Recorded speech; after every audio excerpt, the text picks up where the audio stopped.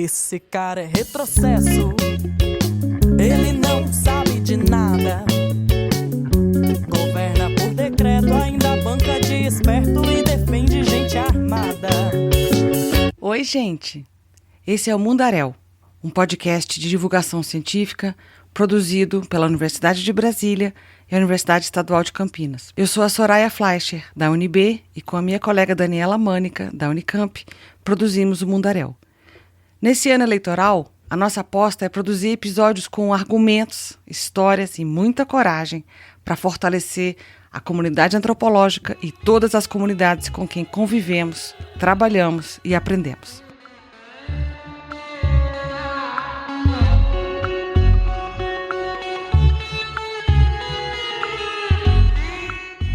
Esse episódio será sobre a homofobia, uma prática que infelizmente tem aumentado tanto em todo canto desse país nos últimos anos. Vamos conversar com a dupla Clóvis Arantes e Marcos Aurélio da Silva. Sou Clóvis Arantes. Meu nome é Marco. Sou educador. Eu sou professor da UFMT. Militante do movimento LGBT aqui no Mato Grosso. Trabalho no Departamento de Saúde Coletiva, no Instituto de Saúde Coletiva, mas também atuo no programa de pós-graduação em antropologia. Eu fundo o primeiro grupo LGBT em Mato Grosso no início dos anos 90. Nós damos início ao trabalho da militância, fundamos outros grupos, começamos a organizar a parada. Hoje nós estamos na 18ª edição da parada. E agora tenho trabalhado nos últimos anos com paradas LGBTs, trabalhando bastante com a de Cuiabá.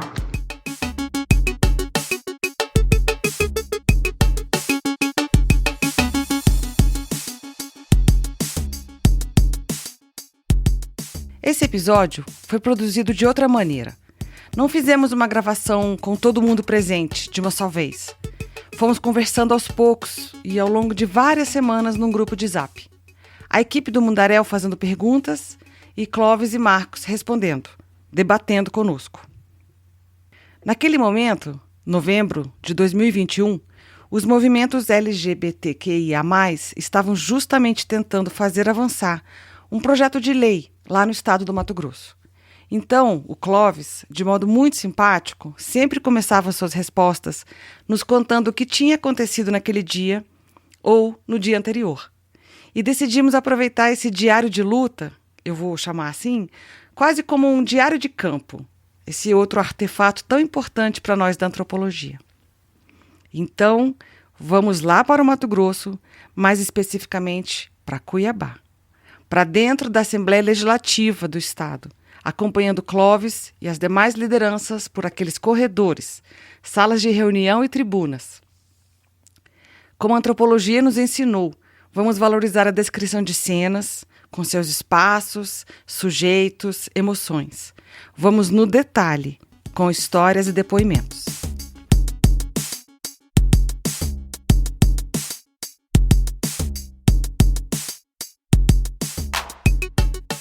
Ainda em 2021, a comunidade LGBTQIA+, junto de alguns deputados aliados, escreveu e apresentou à Assembleia Legislativa do Mato Grosso um projeto de lei. Daí, no final daquele mesmo ano, no mês de novembro, nós conseguimos, por conta da pressão do movimento e de parlamentares, desengavetar o projeto de criação do Conselho de Estado de Políticas Públicas para a População LGBTQI de Mato Grosso. Era o dia 12 de novembro de 2021. Hoje pela manhã, hoje, sexta-feira, nós estivemos reunidos com a Comissão de Direitos Humanos da Assembleia Legislativa, que é a comissão técnica, que dá o parecer técnico do projeto. A comissão deu o parecer favorável, mas eles estão muito inseguros e inseguras de como é que isso vai se dar na plenária de votação. Um deputado de lá fez um vídeo e disse assim: Inclusive, ele que fez o vídeo com as vacas no curral, dizendo que agora ele tem que procurar qual vaca é LGBT, porque senão, se ele chamar de vaca ou de boi, ele pode ser processado. Tem que chamar do nome certo, porque a turma da LGBTfobia está por aí. No dia 16 de novembro de 2021. É que nós tivemos hoje a tarde toda na Assembleia Legislativa. O deputado agora solicitou vistas ao projeto que estava para ser votado. Então, não foi votado nessa sessão de hoje, fica para a semana que vem. É mais uma novela. Eles vão tentando todas as possibilidades e o que o regimento interno coloca, mas nós estamos confiantes que nós vamos conseguir uma maioria para aprovação do Conselho Estadual. E nas entrevistas para os jornais ou nas redes sociais, alguns dos parlamentares da região têm feito pronunciamentos absurdos. É aquele que disse que homofobia não é crime, que a homossexualidade é doença. A Assembleia Legislativa ela tem essas figuras, né, que são caricatas também, né, não caricatas como nós costumamos dizer nos shows de drags e tudo mais, mas elas são caricatas porque elas encarnam personagens que são personagens grotescos, né, da nossa cultura, principalmente da mais atual, né? Alguns dias depois, 19 de novembro.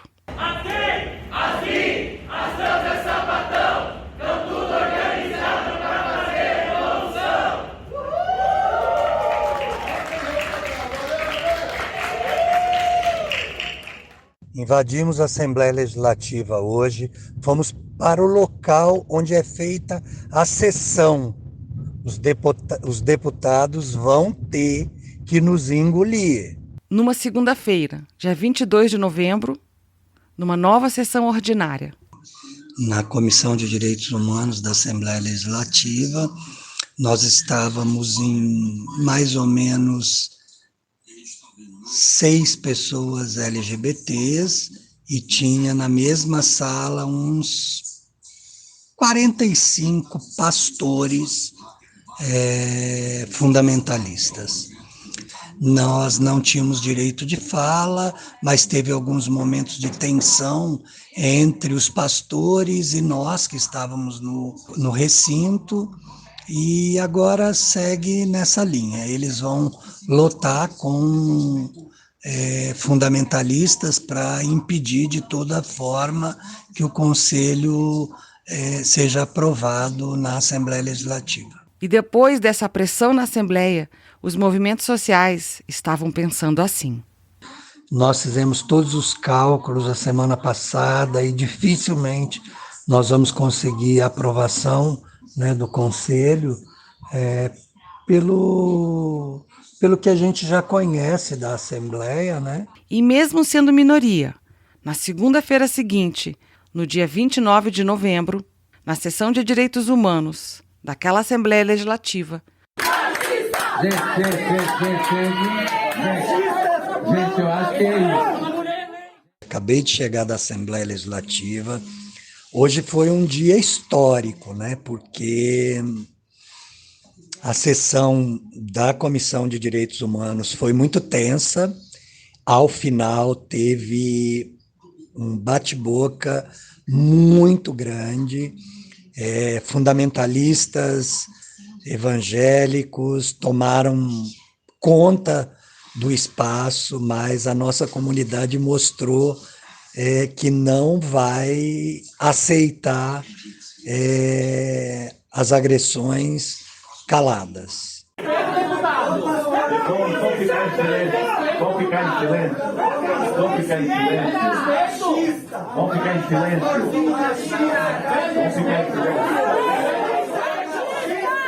Só quem vive essa emoção, e eu ainda não consegui me refazer da emoção de ter estado naquele espaço hoje e ver a nossa comunidade reagir a agressão dos fundamentalistas evangélicos, sabe?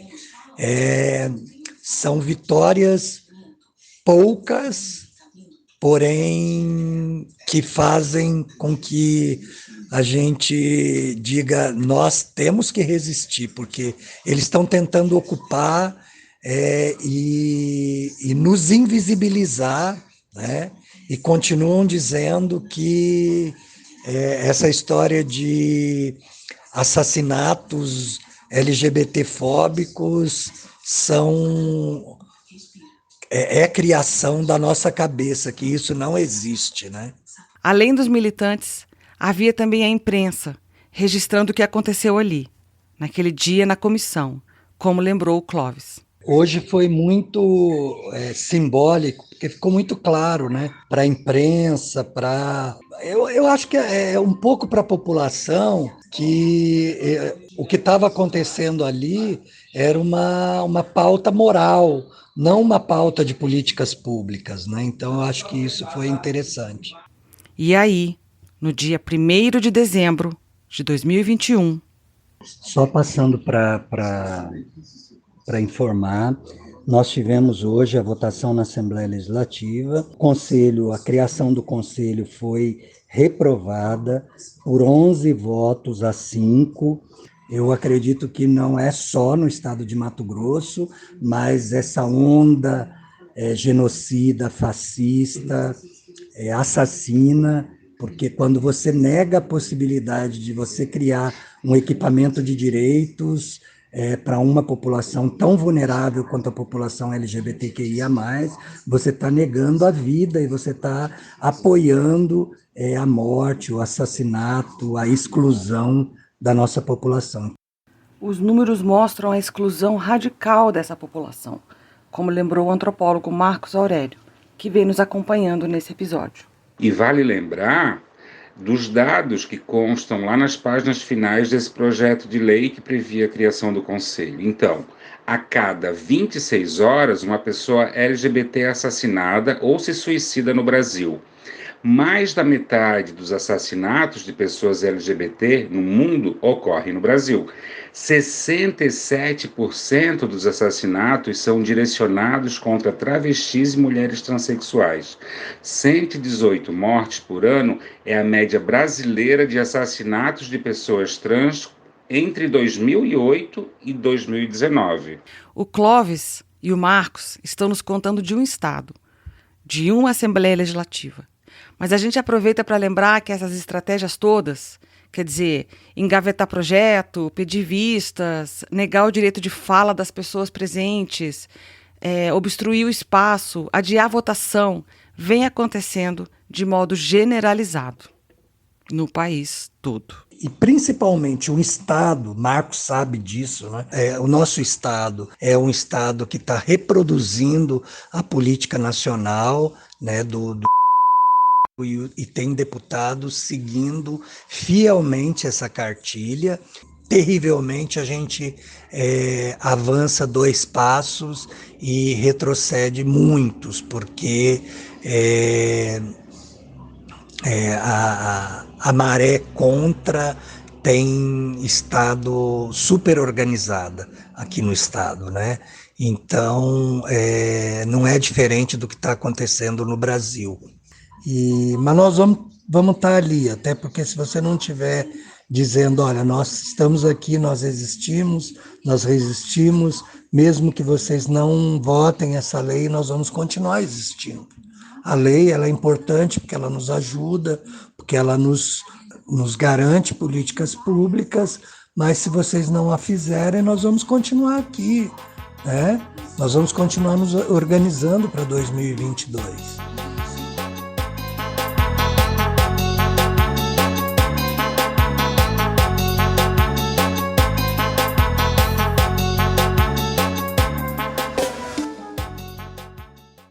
Bom, vamos lá. Eu sou Daniela Mânica e nesse segundo bloco eu queria aproveitar a experiência de pesquisa antropológica do Marcos para a gente entender melhor como que as fobias sexuais acontecem. Ele já fez trabalho de campo sobre carnaval, cinema LGBT e paradas gays. E mais recentemente, ele tem pesquisado serviços de saúde para essa população. Como a rua, a cidade e a saúde se encontram, Marcos? Tenho trabalhado principalmente o direito de estar na cidade, né, das pessoas LGBTs, o direito de circular, o direito de ter acesso à saúde, né, porque se a gente for fazer uma relação entre o direito de circular pela cidade, o direito de procurar os serviços de saúde, está muito ligado, né? Então, as mesmas situações de LGBTfobia que impede muitas vezes que essas pessoas tenham sua vida, né, de transitar na rua sem ser alvo de violência ou do escárnio ou mesmo dos olhares de reprovação, a mesma situação que faz com que elas fiquem alijadas, né, dos serviços de saúde e evitem muitas vezes a busca desses serviços e busquem automedicação e por aí vai, né? Então, historicamente, né, a população LGBT ela tem sido alijada da rua, né? Hoje ela, claro, ela tem, digamos que ela possa ter um pouco mais de circulação, né? Mas ainda não são todos os LGBTs que se sentem confortável para andar na rua, né, sem ser agredido, sem ser... E quando eu digo andar na rua, não é só andar e circular, né? Também trabalhar, e também poder entrar numa loja, né, ser bem atendido e tal. Então não precisamos ir longe. Por que grande parte das pessoas travestis tem problemas de câncer de próstata? Por quê? Porque não tem acesso à saúde. Imaginem vocês uma travesti, né, que ainda não tem sua documentação retificada, que vai a um posto de saúde, que esse posto de saúde não tem pessoas sensibilizadas ou que não existe política de inclusão, né, da questão do nome social, da questão dos ambulatórios específicos. Essas pessoas acabam não indo, não procurando, né, os equipamentos de saúde, né? E é por isso que a gente vê muitos problemas, por exemplo, no uso do silicone com as travestis, que elas acabam, por conta de não ter acesso à saúde, aos equipamentos de saúde, fazendo uso de silicone industrial, óleo de avião. Então a gente tem 1000 coisas que a gente poderia dar exemplo. Se você conversar com a maioria das travestis, elas não fazem uso da saúde pública. O direito à cidade, né, o direito de circular por aí é um direito à vida, né, um direito de estar no mundo, né, sem depender, né, sem pedir permissão, né, esse é o direito de ir e vir que todo mundo tem e que no caso da população não LGBT, né, da população não LGBT, talvez essa ideia do direito de ir e vir é muito naturalizada. É importante pensar nessa questão dos espaços, que as cidades elas são pensadas pela heteronormatividade, né? Heteronormatividade branca, né? Heteronormatividade que tem um poder aquisitivo, né? Elas não são pensadas para incluir todas as pessoas, né? Essa pauta da discussão sobre homofobia e violência contra a população LGBT é muito importante. Eu acho que as questões de gênero foram, né, a base de apoio, né, da entrada desse governo e dessas políticas de destruição. E grande parte das cidades, as pessoas LGBTQI não têm espaços, né, onde elas possam, principalmente, deixar com que os afetos se coloquem, né? Se você vai num bar e você não pode trocar afetos com a pessoa que você deseja trocar afetos, então esse espaço ele é um espaço repressor, né? Ele é um espaço que reprime os afetos, que reprime os corpos. Então, geralmente, a cidade, as áreas de lazer, elas são pensadas para a sociedade heteronormativa, né? Eu concordo, Clóvis, e acho que a ideia é bem essa mesmo. Eu vejo muito esse movimento conservador como reativo às poucas políticas públicas que nós tivemos voltadas para a questão de gênero e LGBTQIA+. A população LGBT, elas têm, e muitas vezes, os espaços que são espaços específicos, né? Que são chamados de guetos, né? E aí nós queremos colocar gueto como resistência, como espaço de resistência, como espaço de possibilidade dos corpos LGBTs interagir, dos corpos LGBTs poder efetivar seus afetos, né? Eu lembrei de Mary Douglas, né, Pureza e Perigo, em que ela vai falar justamente isso, né? Tudo aquilo que está fora do lugar representa uma poluição, representa um perigo, né? Então, eu acho que é importante a gente mostrar que não tem perigo nenhum. Qual é o perigo, né?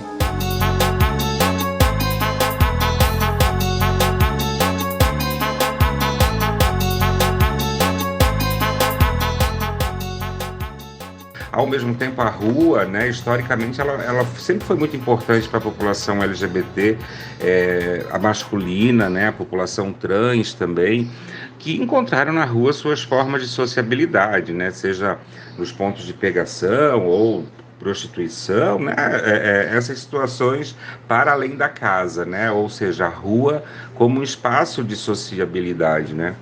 Então, estar na rua e produzir essa sociabilidade, mesmo com a chance da violência acontecer a qualquer momento, é uma questão de resistência, digamos assim, né?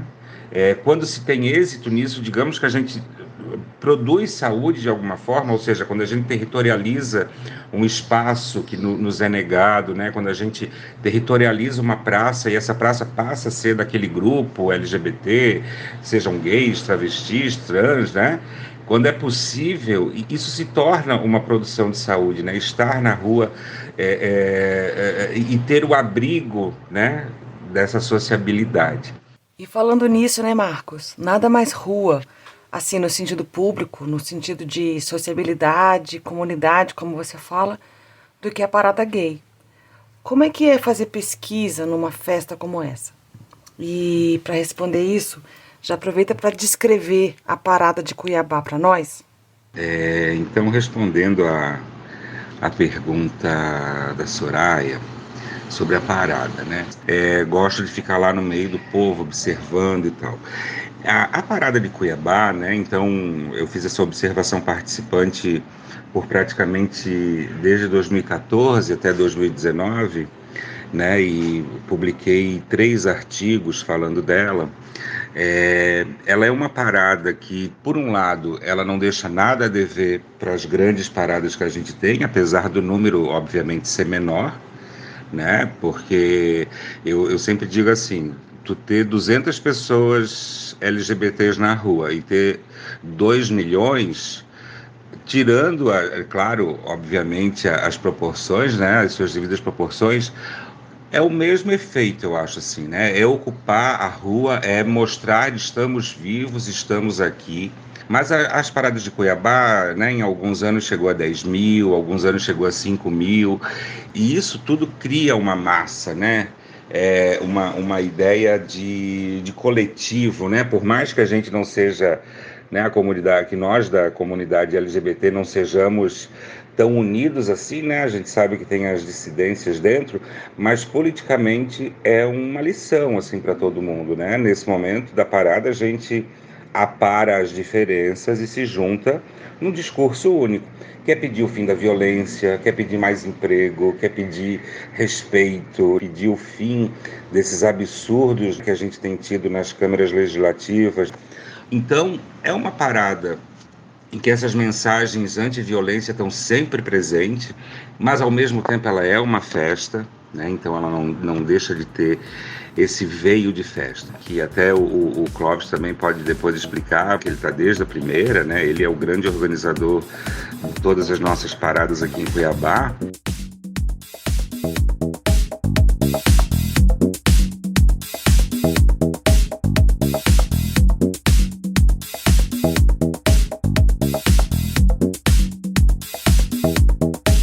Nós estamos há 18 anos à frente da parada, né?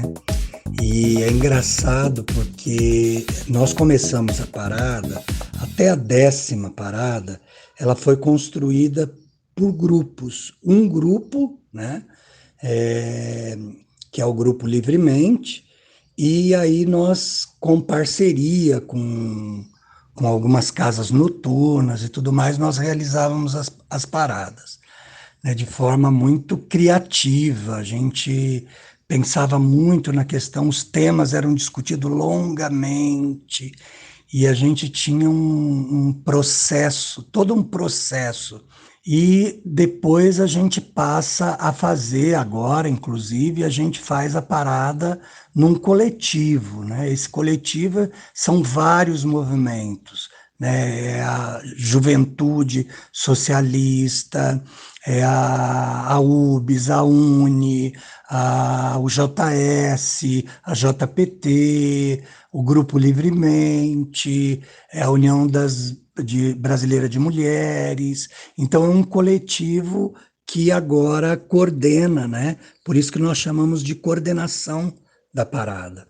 A parada até o ano passado, o ano retrasado, ela era parada de Cuiabá, né? As pessoas do interior, elas vinham, mas elas vinham festejar em Cuiabá, elas vinham festejar uma parada de Cuiabá.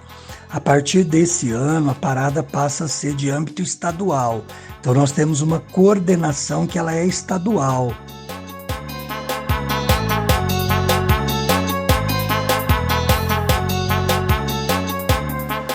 E uma ocupação que é festiva, que é política, né? Ao mesmo tempo que está todo mundo dançando atrás do carro alegórico, tem sempre uma mensagem política acontecendo, mesmo que a mensagem política seja uma festa, né? Tipo, o momento que vai acontecer o beijaço, né? Teve um ano que aconteceu um beijaço na frente da prefeitura, né? Que na época até tinha também já uma questão com a Assembleia Legislativa e tal, e aí se parou na frente da prefeitura como um símbolo dos poderes, né? Para fazer um beijaço, que era o único órgão governamental que a parada passaria na frente. Então, assim, né, aquilo que eu falo, né, as paradas, elas causam uma inscrição, né, na cidade, como aquela inscrição rupestre, né, que faz aquele cavuca na pedra para deixar uma marca. A parada, ela faz isso na pedra da cidade, né? na paisagem urbana, porque ela para o trânsito, é impossível não ver, né? Ninguém vai simplesmente ignorar que aquilo está acontecendo, né? Os corpos nas ruas, no dia da parada, eles incomodam muito, porque eles não estão ali seguindo regras. Eles estão justamente para quebrar as regras estabelecidas por essa sociedade heteronormativa. Então, eles incomodam muito, né? Mas, no geral, eu acho que as pessoas, ao verem, né, uma multidão, a força da coletividade, né? Eu acho que a Butler fala um pouco isso, né, num dos últimos livros dela, que é o poder da assembleia, né? O poder de estar junto, né? Criar essa visualidade na rua, né? Dizer que a gente não é solitário, dizer que a gente não é uma minoria. A gente não é minoria, né? A gente não claro, se a gente for pensar em termos numéricos, isso também é questionável, mas a gente não é menos, né? A gente não é menor, a gente é grande, né? Qualquer coletivo se torna grande quando faz essa ocupação da rua, né?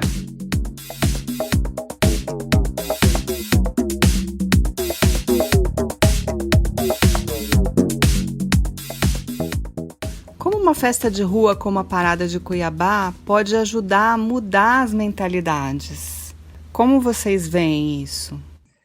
Toda essa possibilidade, essa potência que o Marcos colocou, né? Eu me lembro que a nossa primeira parada, ela trouxe duas mães, né? E duas mães de meninos que eram militantes da nossa ONG, e uma mãe dizia para outra, meu filho ama o filho dela. eu amo meu filho. Então era muito significativo, que era muito simples, né? Mas era muito significativo para a gente estar na rua fazendo isso, com cartazes, com faixas, com aquelas duas mães em cima do trio elétrico, num período em que a gente falava pouco, em que as mães saíam pouco do armário, né? Então isso é muito simbólico, isso é muito simbólico. A família, quando sai do armário, ela arrasta um monte de gente junto. Ela não luta só por uma pessoa, só por o seu filho, só pela sua filha. Ela luta por muita gente. Então a parada tem essa simbologia maravilhosa, né? E eu acho que aí no caso de mudança de mentalidades, né, eu acho que tem uma coisa muito interessante de pensar. Eu até digo que as duas imagens que mais representam a parada para mim é o beijo entre pessoas do mesmo sexo e o corpo trans. Né? As travestis, principalmente, elas gostam de estar com roupa quase mínima ali, né? Às vezes só um biquininho, uma saia curta. Elas mostram o corpo, elas gostam de mostrar esse corpo. Então, essa demonstração dessa corporalidade, ela é muito política, né? Ela é quase que um troféu para elas. Ao mesmo tempo que esse beijo entre pessoas do mesmo sexo, é pensar, né, que é aquele beijo que a sociedade quer que fique no armário, até aceita desde que seja em quatro paredes, né? Como um ou outro sempre fala, que se vê vai dar porrada e que tem que ser dentro das quatro paredes. Então, é isso, né? Quando as pessoas dizem não vou beijar só dentro das quatro paredes, né? Isso é muito político, né? Isso a gente está criando uma visualidade. Muda as mentalidades? Eu acho que sim, né? No sentido de que talvez aquela pessoa não deixe de ser homofóbica, mas ela vai ter que aprender que a cidade é tanto dela quanto dessas pessoas, desses sujeitos LGBTs. Por isso que a importância da rua para mim é porque ela está justamente em oposição à ideia do armário. Né? Esse armário que a gente tem, que muitas vezes a gente tem que voltar com medo da violência, né? A gente tem que voltar para poder se relacionar bem com a família. Então eu acho que a parada ela é chutar a porta do armário, né? Ela é o chute na porta do armário e para onde a gente não vai voltar.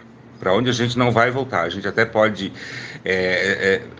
evitar certos lugares, né? E isso que a gente acaba fazendo, certos lugares, certas boates, certas praças, né? Porque a gente pode ser vítima de violência homofóbica, mas isso não quer dizer que a gente vai voltar para o armário. Definitivamente a gente não vai voltar para o armário.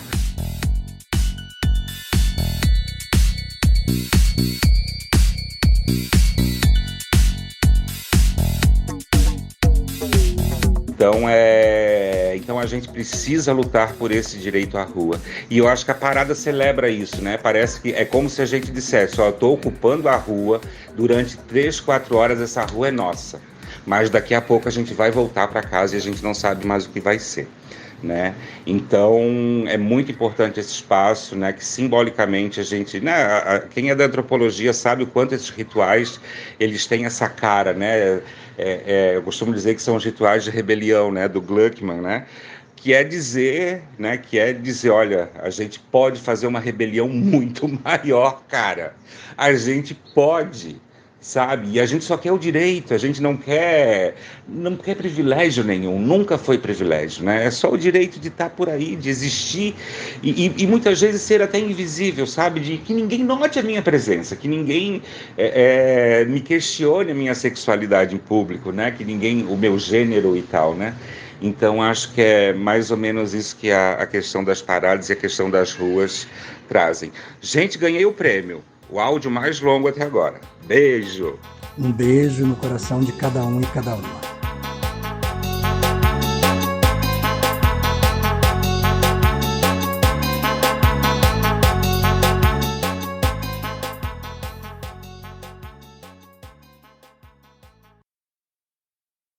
No corredor dessa Assembleia Legislativa Estadual, do lado de fora da porta do gabinete de um dos deputados, há uma figura humana feita de papelão em tamanho natural. É a imagem do presidente vestido de xerife, com chapéu e calça de couro, cinto com um fivelão e um coldre segurando um revólver.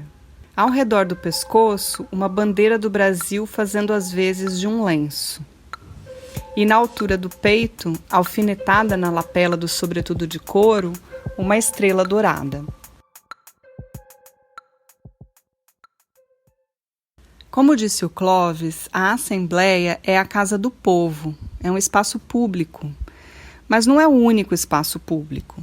E como a comunidade LGBTQIA+, cuiabana, está nos mostrando nesse episódio, não tem sido ocupado apenas com xerifes.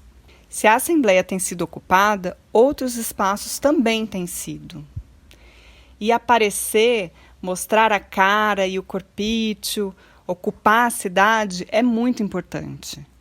Se no parlamento 2 passos foram dados para trás, na rua são passos de dança, sempre para frente e em muitas direções. Se saímos do armário nas ruas, queremos sair do armário nas leis, nas instituições, nos serviços e nas políticas públicas. Mas Clóvis e Marcos nos mostraram como tem sido difícil garantir os direitos da comunidade LGBTQIA+, no Mato Grosso. E o que acontece nesse estado acontece de modo muito semelhante nos outros estados do Centro-Oeste, nas outras regiões do país. As estratégias para engavetar projetos, pedir vistas dos projetos, tornar tudo moroso, como a gente viu na Assembleia Legislativa do Mato Grosso, tudo isso, todas essas estratégias são semelhantes ao redor do Brasil. É uma agenda política, que não é nova, mas está mais escancarada agora. Mas, como disse Pedro Ribas, da nossa equipe do Mundaréu, nem roupa a gente tem para voltar para o armário. Já estamos fora, bem fora, e queremos respeito. Mais do que isso, queremos boas políticas de saúde, de educação, de segurança, de cultura. Queremos paradas cada vez mais numerosas, diversas e lindas, trazendo nossas mães, nossos pais, filhos, vizinhos, colegas de condomínio, do trabalho, da igreja.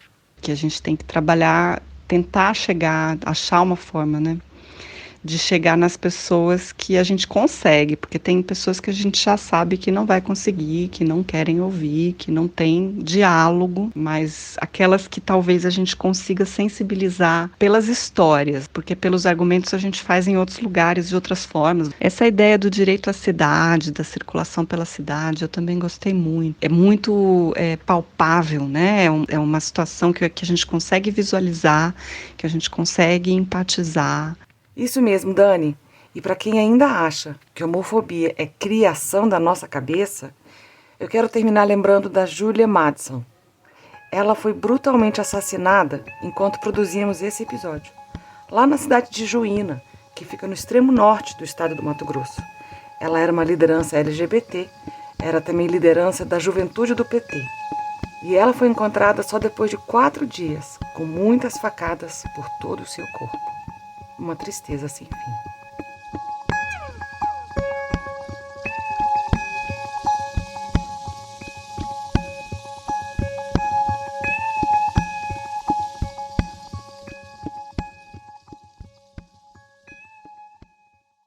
Agradecemos um monte ao Clóvis e ao Marcos.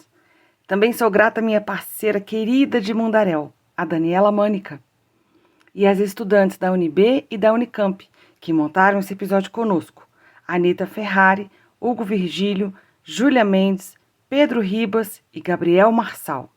Lembro também do Lucas Carrasco, que tem criado as trilhas internas aos episódios dessa temporada. E toda a equipe do Mundaréu, que sempre ajuda a divulgar e fazer circular o podcast nas redes sociais e também nas suas redes pessoais.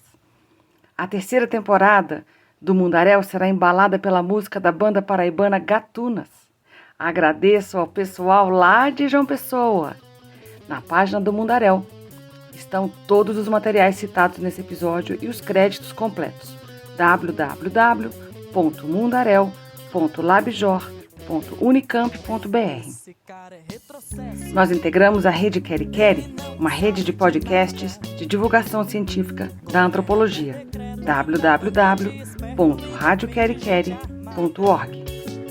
Um abraço bem grande e seguimos na luta.